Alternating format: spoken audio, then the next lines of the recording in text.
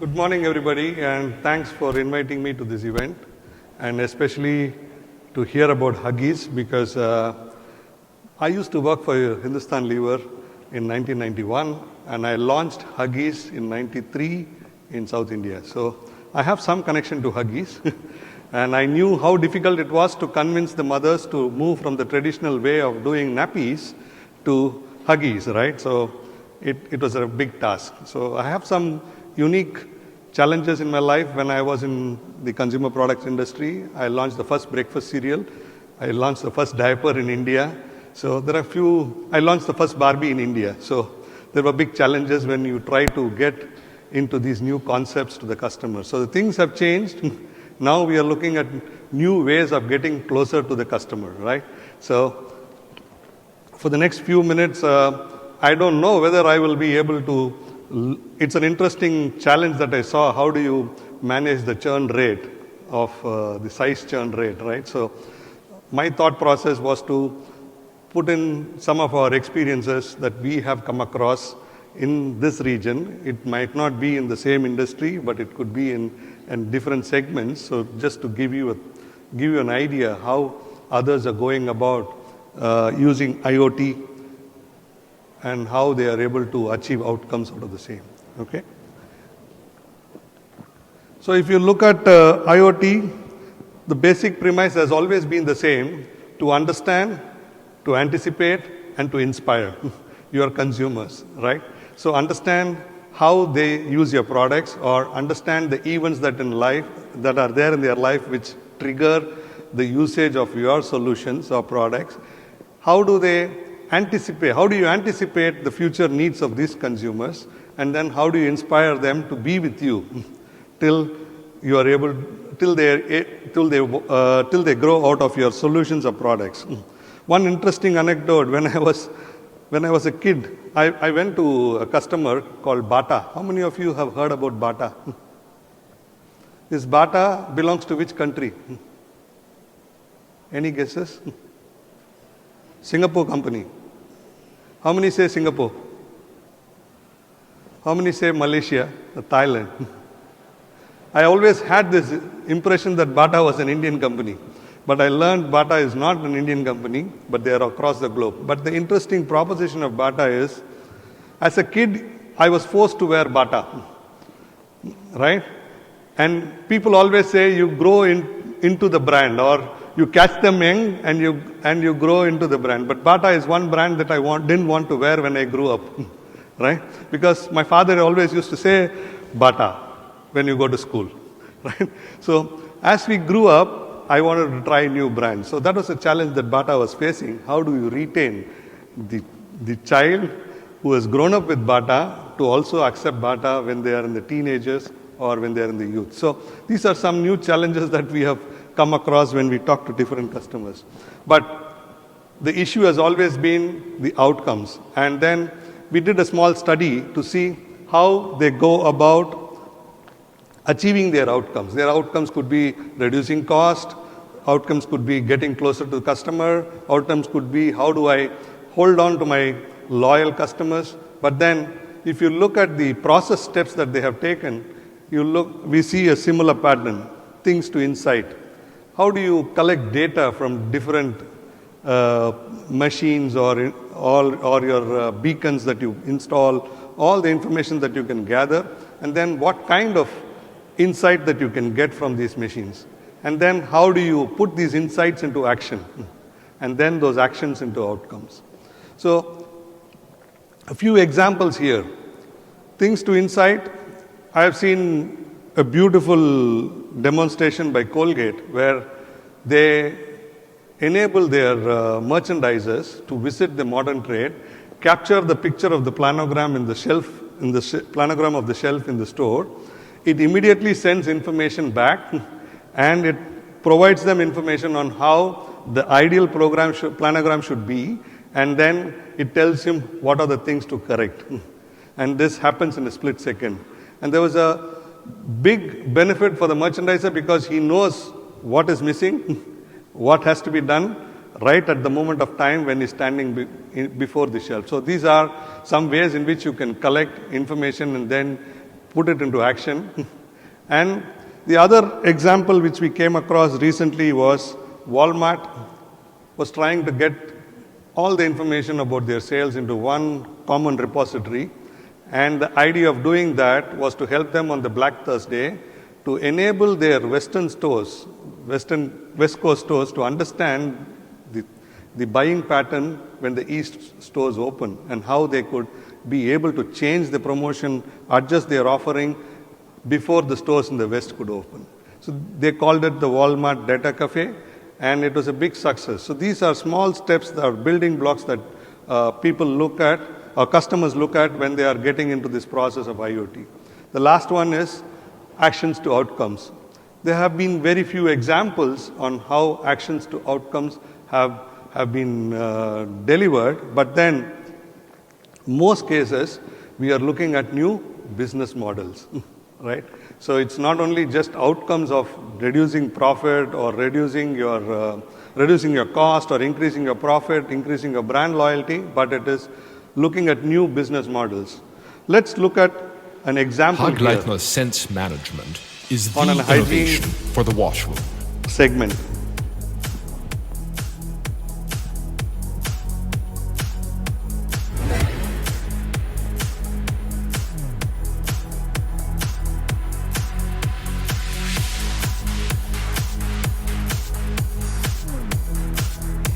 Hagleitner Sense Management creates transparency in the washroom. Touchless dispensers guarantee the highest possible hygiene.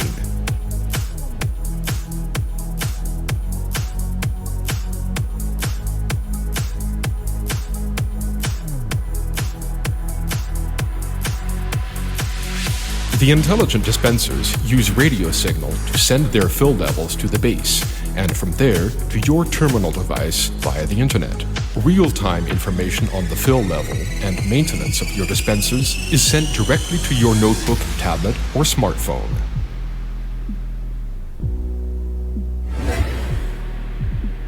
This means individualized cleaning schedules and routes for your cleaning staff can be arranged, and just-in-time planning is possible. The information can be implemented in any ERP system like SAP or Navision.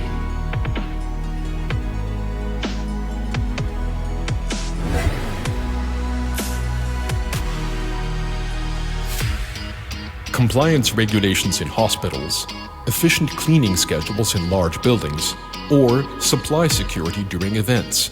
Hagleitner Sense Management provides adequate information for all these requirements for modern hygiene management in the 21st century. A low inventory, demand-oriented deliveries, and environmentally friendly products are our contribution to sustainability in professional hygiene.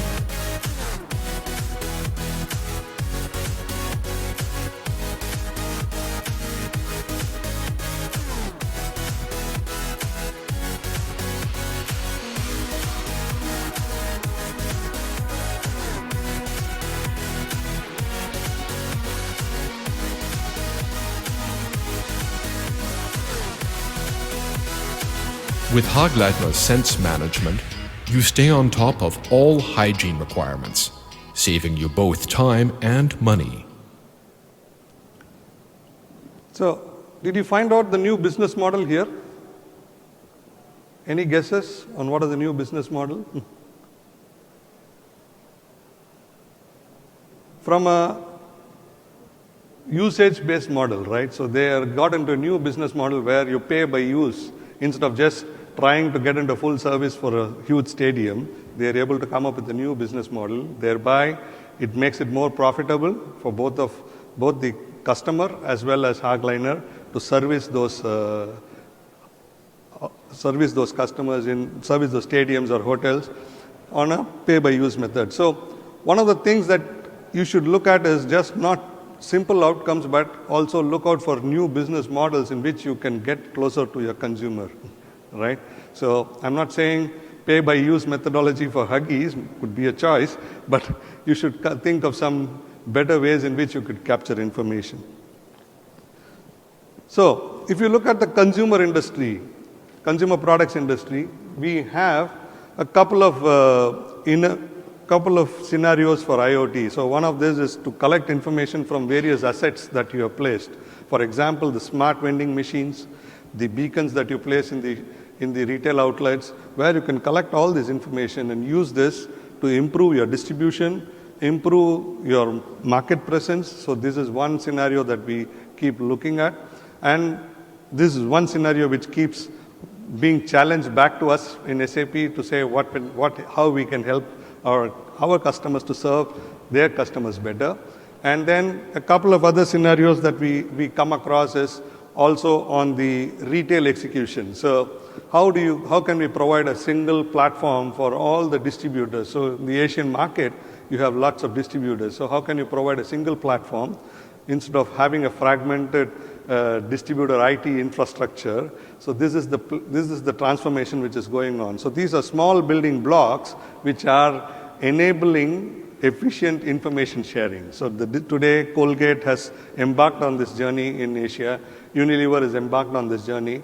So they made these distributors as transparent, the walls between the distributor and the consumer product company as transparent as possible, because that is one way of making yourself agile. So this is another area where we see a lot of ideas being poured into to see how you can help. So IoT could also play a big part in this. The third one definitely makes sense because it's on the consumer interaction side. So at the moment of purchase or at the moment of engagement with the consumer, or what we call as life events. So a mother to become. Today I have a retailer in Switzerland which is called Co-op. Co-op is a large retailer in Switzerland, and one of the things that they have done very well is to release mobile apps based on different segments. So they have a mothers to be app, they have a new mothers app.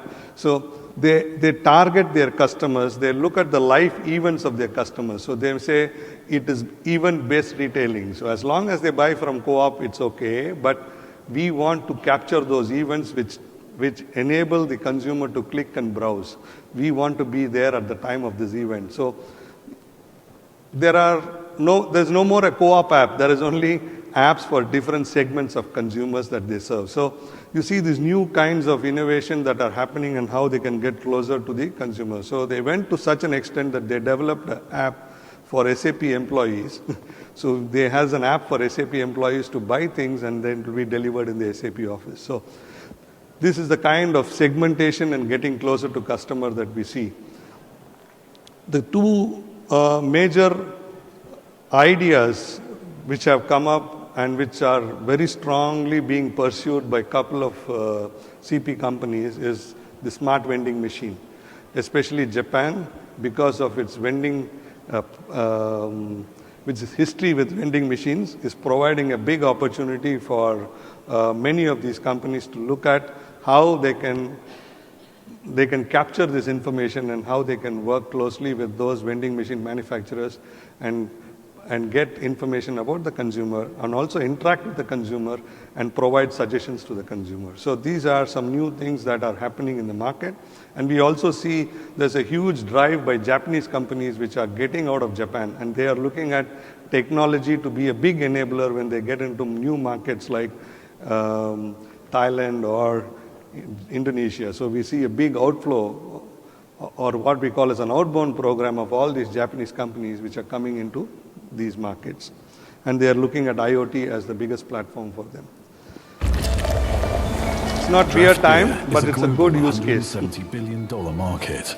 Every day around the world, millions of beer taps serve millions of people who enjoy a cold, refreshing beverage. Yet there have been no significant technological breakthroughs to help increase brewery revenues. How much beer is served from each tap? Exactly when and where is it active? And at any given time, what is the quality? Introducing Beverage Analytics by Weissberger, the ultimate tool for brewery sales and marketing managers. Beverage Analytics is a revolutionary platform, easily installed on any beer tap, monitoring and analyzing every single drop poured in real time. What better way to track and understand patron consumption as a beverage distributor? Now breweries can easily boost sales and reduce costs. Beverage Analytics captures not only the volume, but also the location and time of all beer taps simultaneously. It then sends the data to our secure cloud server for analysis. The information turns into a highly valuable, user-friendly dashboard and is accessible anywhere. With every beer tap accounted for, the actual performance of your points of sale is revealed. Finally, the most effective asset management tool you could dream of is here. But we make your taps work even harder and smarter by monitoring parameters such as temperature, sanitation frequency, and keg replacements. We ensure your beer is consistently sold at the perfect quality. Beverage Analytics also empowers breweries with a customer health report, showing a health score for each sales outlet in real time. The beauty of this solution continues as the dashboard streamlines promotions based on the current data, so bar owners can constantly improve sales with the help of breweries. The bar owner receives the suggested promotion and can immediately execute it, all in a few clicks. Beverage Analytics by Weissberger. Revolutionize draft sales through the online world. Track, understand, boost efficiency and revenue. Cheers.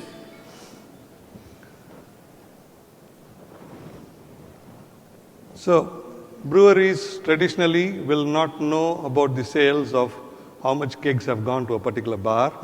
And also they don't know about the quality complaints that they get. Mostly it's too late and they are not able to respond to the consumers' needs. And they're also not sure whether it is served in the right way, the right temperature, and with the right kind of glasses and how you want it to be served, right? So these kind of information were never available for the breweries. But with this solution that SAP also was part of this, they were able to collect information from various taps. And they could also, if you look at it, come up with a campaign promotion because they knew that particular line was not doing well, so they could immediately trigger a campaign promotion, which can be communicated in the bar in real time, and then it will enable them to capitalize on the crowd that is there, right? So this is one way of looking at it. And from the bar owner's perspective, how do you rank your different bars between the locations that you have, and also look at how do you manage the waste management? Because some of the bartenders can be very wasteful, so how do you track and so that you can train them? And also look at how you could manage your inventory better so that you don't run out of stocks and you can plan for all the spikes that happen. So this was a very innovative solution, and a couple of new customers in Asia have also started on this journey, a similar journey. We have the Lion Group in Australia, which is looking at a digital transformation journey, which starts at looking at how they could manage their entire beer or bar, brewery and wine operations across the region. So these are some examples which we have from the globe, which are also being localized for our market in APJ. So how do you find something real that is valuable right now? So SAP has worked closely with our customers, and we have adopted design thinking for our own transformation within our organization, and we also provide this design thinking capability and service to our customers. So this is one area where you could get into a small room, look at what is the personas that you think of your consumers, and then walk way back to see how each of your departments could work together to service this consumer. So we have done this exercise for lots of our customers in this region, and they have come up with new models or business models or new products or new solutions which can address their consumers, right? So in this region, we have done it for a couple of customers. Say, for example, Woolworths in Australia came to us and said, we want to reduce the back office space. The reason being the real estate rates are very high. As retailers, we want to have a zero back office, and we want to work towards it. So they got into a design thinking workshop. We are just an enabler, but it was done by the Woolworths team itself, and they came up with new ways in which they could manage their stores. Similarly, we have this example of Under Armour. Have you ever heard of this shoe called Gemini 2? This shoe was launched out of the design thinking output which Under Armour and SAP had done. So Under Armour considers itself to be a technology company today and not a sports and apparel company. And very soon they are looking at becoming a healthcare organization also. So one of the things that Under Armour did was to embed a device in the shoes which will track your running and your walking, and it will be able to tell you when your shoes are getting worn out, or it could also provide you with information on your running style and how you could educate yourself to become a better runner. So some of these information can flow, and what kind of diet and calories. So this is a new way of looking at how you can engage with your consumer. So Under Armour has put all their information about their customer into one single database, and they also provide you with this application. And if you are not using this, they also have an app which they can talk to your Fitbit and to your Jawbone and collect information and then provide you with this service. So imagine you're running on a treadmill and you suddenly see a courier waiting there and with the shoes saying that in the next 10 minutes your shoes is going to get worn out, we would like to replace it. This is the kind of attention that Under Armour is trying to build for their consumers. So to summarize, if you look at it, it's a journey, and you need to look at how you could bring insight from the information that you collect from the things. So you should know how you could build those interesting analytical applications which can provide real-time information to your users, to your ecosystem, and even to your consumer. The next one is how do you put these insights into action? And finally, evolve and create outcomes from these exercise. And always think of looking at new business models that you could evolve from this process. That's it. And if you have any questions, I'm open.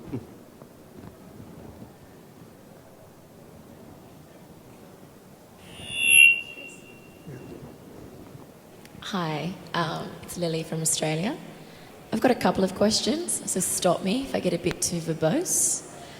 The first one is, I'm interested in your thinking about how we address the emotional issues and the promiscuity that we find with mums. In Australia, our size transition issue is mainly due to the fact that we win them at the pommy stage, which is when they've just had their baby.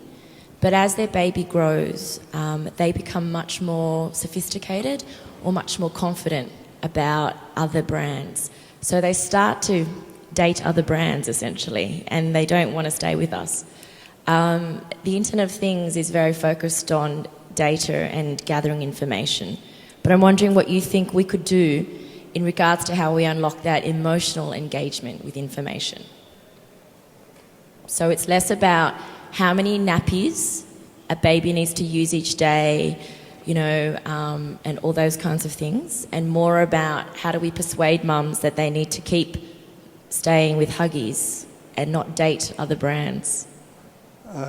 I don't have a straight answer for it, but I could give you something which I could refer from somebody has done. So for example, if there is the best way for you is to allow a community or create a way in which other mothers could share their experience, right? So for example, if you're moving from small to medium, so maybe if you target some of the messages that the medium mother has, how she has evolved with the Huggies, right? So that, and how it has been helpful for her to stay with the brand. So that is the best way without spending too much of money. But if you can make this as a community and they share, that maybe social media or some of the information that you can pick up and you can pass it on without being negative about other brands. Right? So. And to build on that, what are your thoughts about potentially developing a baby wearable in regards to your example there about companies like Under Armour, who look at themselves as a technology company? I know that there have been discussions internally at our side of the business. We think, what can we do for babies because they can't talk to us? So do you think it's useful to consider developing an IoT that is a baby wearable? It's useful if you keep the mother's perspective in mind or the baby's health in mind, and incidentally, Huggies helps. Right? So if you can collect information about the babies, and the best way is to get the pediatricians to endorse that. Right? And build something with something of that nature would be definitely useful, yes. But I don't know the cost viability of it. Thank you for best practice sharing. I would like to more details about the example with your case. For example, our customer is mom, both retailer. So we would like to gather our customers' database always, but it's very difficult to directly reach to our customer. How can you gather your exact real-time based customers' database? For example, the brewery service. Yeah. They in the pub, every single of customers' data you can gather. Yeah. Is very easily, but it's very difficult to in our site. Do you have any experience similar? So today there are a couple of solutions which we are working with some of our ecosystem partners, right? For example, Philips has got an intelligent bulb and which can track the customer moods, or it can tell you, it can gather information on how many customers are near your gondola or your shelf. And there are some new solutions that we are also talking with some partners where they have this digital shelf signages that they have built, which can also scan and tell how many of your pieces have been picked and kept back, these kind of information. Right? So it's useful, but there are experiments, and there is still not a very, very mature model evolved around this. But the traditional method of collecting information today, retailers, I can tell you because I talk with lots of retailers, they are ready to share information, and if it benefits them. Not just paying. Previously, I used to be a merchandiser. For me to share information, I would need a promotion, or I need some display money, or I would need some margin percentage. But today, retailers are also under pressure on the e-commerce and the omni-channel players, pure play players that are in the market. So today, they are more than willing. If you work with them on a program, they're more than willing to share information with you. And they are open to new ideas, especially here in FairPrice. I meet them every quarter. They are willing to do a lot of new innovative things. Bharani, this is Gina here. We have a question that's on the floor with 6 votes. Maybe you can answer that as well. RFID chip. Yeah, it's an intelligent chip to read, but as long as it doesn't hurt the baby. And maybe you could also connect it with an app for the mother, which will tell her when to change and all that. How often to change and something like that. Yes, it makes sense. How can you engage your design thinking workshop? Oh, okay. Because Kimberly Clark is our global customer, we would be glad to do this. We have design thinking experts who are trained to enable these design thinking workshops. If you want something to be done here, let me know. We can arrange it in our office in Mapletree. We have some experts, and we have a design thinking space for you to work. Or if you want to do it in any of our offices in the region, whether it is Korea, Japan, or Thailand, or any of these places, we could also get this done. Working with our global account team, we can get it done. And or we can do it in your own office if you want to. There are some of our customers who have set up their own design thinking centers based on our experience, and we are able to bring those practices to train some of your team to conduct these design thinking workshops.